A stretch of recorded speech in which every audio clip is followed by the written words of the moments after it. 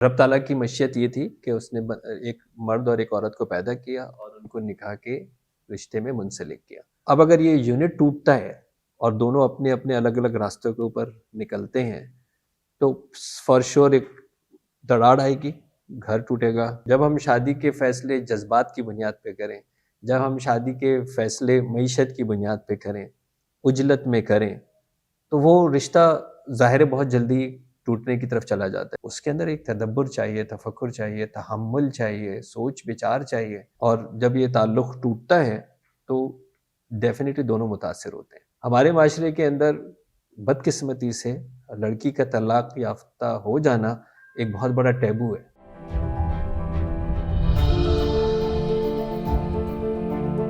अस्सलाम वालेकुम। डॉक्टर इमरान से मेरा सवाल है कि ओपन चीटिंग जो मैरिजेस में चल रही हैं सर, आजकल बहुत ज़्यादा हो गई हैं, तो आपको क्या लगता है कि सोसाइटी पे इसका क्या इम्पैक्ट है एज अ साइकोलॉजिस्ट? देखिए, रब ताला की मशीयत ये थी कि उसने एक मर्द और एक औरत को पैदा किया और उनको निकाह के रिश्ते में मुंसलिक किया।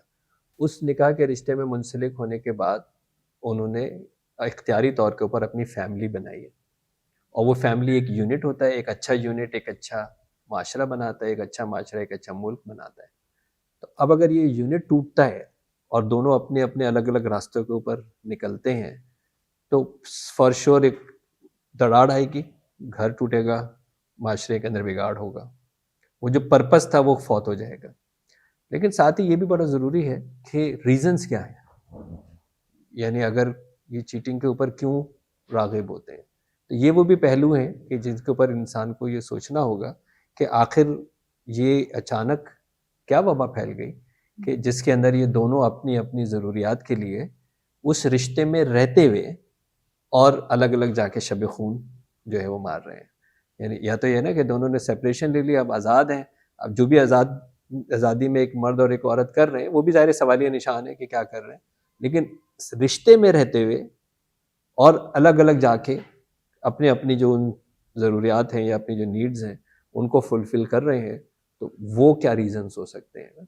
माशरे के अंदर ऐसी कौन सी चीज़ें ऐसी आई हैं, ये भी एक अलग सवाल होगा कि जिसके अंदर ये नोट किया जाएगा कि क्या होगा। आपका सवाल ये था कि जी माशरे के अंदर इसका क्या असर होगा, माशरा बिगाड़ होगा, तनज़्ज़ुली होगी, तनज़्ज़ुली के साथ ज़ाहिर है इखलाक़ी ज़वाल पज़ीरी होगी, और फॉर श्योर जो उनके बच्चे हैं वो उससे शदीद मुतासिर होंगे। सर दूसरा सवाल मेरा आपसे ये है कि आजकल आपने देखा है, सुना है कि डाइवोर्स का रेशो इतना ज़्यादा हो गया है, तो आपको क्या लगता है कि क्या रीज़न्स हो सकते हैं और फिर इतना रेशो बढ़ गया है तो उसके कॉन्सिक्वेंसेस क्या होंगे? जब हम शादी के फ़ैसले गलत करें, जब हम शादी के फ़ैसले जज़्बात की बुनियाद पे करें, जब हम शादी के फ़ैसले मईशत की बुनियाद पे करें, उजलत में करें, तो वो रिश्ता ज़ाहिर है बहुत जल्दी टूटने की तरफ चला जाता है, क्योंकि तवक्कात टूट जाती हैं। शादी से पहले हमारी ज़रूरियात कुछ और थी, जिसकी बुनियाद हमने शादी बनाई, वो हमें समझ नहीं आया।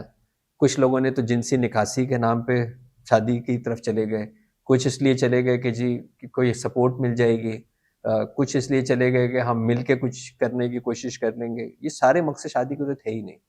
तो जब आपने एक बुनियादी गलत रखी है, अगर आपने एक इमारत बनाने के लिए ईंटें गलत रखी हैं, आपने मटीरियल ही गलत लिया है, तो फॉर श्योर वो उसको जितनी जल्दी वो बिल्डिंग गिरना शुरू हो जाती है।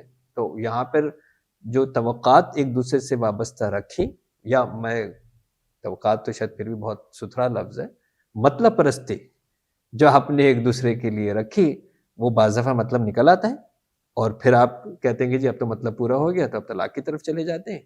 या फिर ये है कि वो मतलब पूरा नहीं हो रहा, तो फिर इसको प्रोलॉन्ग करने का क्या फ़ायदा है, तो चलो हम किसी और की तरफ चले जाते हैं। तो हमारे यहाँ जिस नाज़ुक अ, बाल के ऊपर आप इतनी बड़ी रिश्ता कायम करने के लिए जा रहे हैं, उसके अंदर एक तदब्बर चाहिए, तफक्कुर चाहिए, तहम्मुल चाहिए, सोच विचार चाहिए, वो सब तो हो नहीं रहा।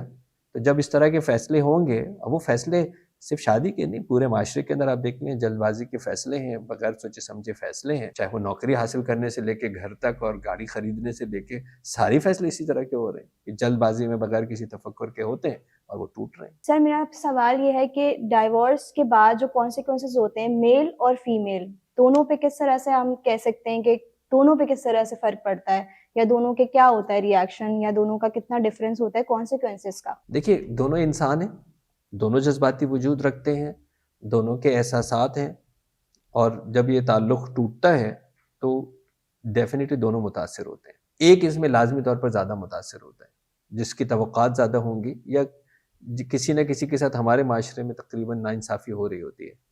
تو جب ایک ناانصافی جس کے ساتھ ہوگی، لازمی طور کے اوپر وہ زیادہ متاثر ہوگا. ہمارے معاشرے کے اندر بدقسمتی سے لڑکی کا طلاق یافتہ ہو جانا ایک بہت بڑا ٹیبو ہے، دھبا ہے. اس کے لیے دوبارہ شادی کرنا تقریباً ناممکن ہے.